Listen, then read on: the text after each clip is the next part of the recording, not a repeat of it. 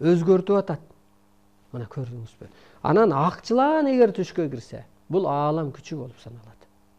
Мына Эргешбай атам байланыш алып баштаганда тилин тиштеп, анан ушу ойготчу да, тилимди канап кетчү.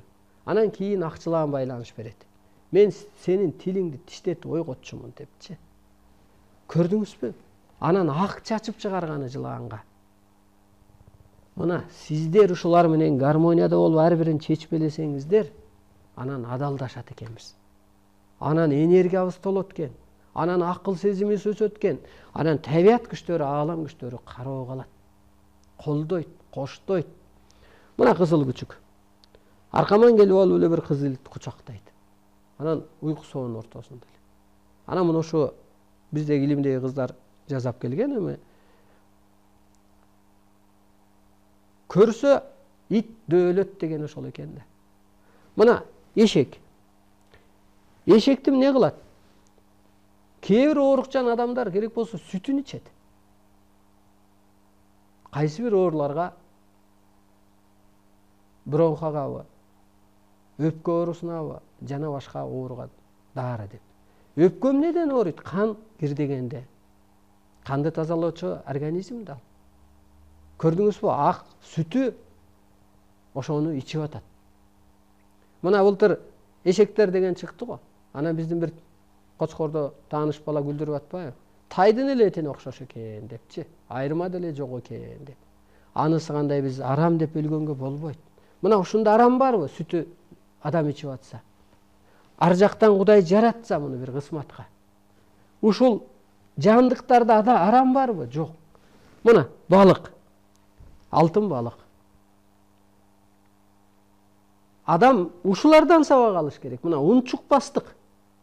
Анан алтын балык болуп айткан сөзү жоктон бар, бардан жок болуп атат. Кийин адам унчукпастыкка өтүш керек.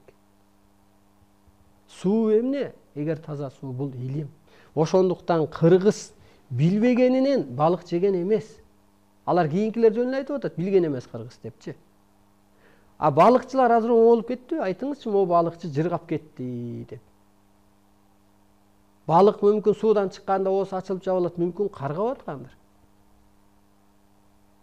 Ошон үчүн нурданыңыздар, агарыңыздар, ушу ар бир мына айтып отурсам, болгон жандыкка мен тилим билем. Эмнеге жаралган, эмне энергия көтөрүп жүрөт. Колдун да өзүнүн бир энергиясы бар да, буттун да бир өз энергиясы бар, көздүн да өз кызматы бар, энергиясы бар. Анысы кандай дагы? Эмне кылыш керек экен? Жандыктарга маани бериш керек, сырын табыш керек, гармонияда болуш керек, табият менен. Анан ошо кезде гана энергия топтолот. Мына караңыз. Буг энем адалбы, же бир алкеш адалбы? Мына өз мыйзам менен жашап аткан жылкы адалбы, же көчөдөгү сойку адалбы?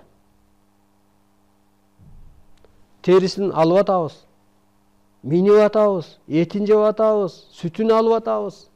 Кайсы жери арам? А көчөдөгү аалам күчү катары жаралып келген, өзүн өзү тааныбаган адамдын кайсы жери адал? Караңызчы. Асман эмне деп гана берет? Арыстан Алаевдин башы эмне деген гана сырларды ачат.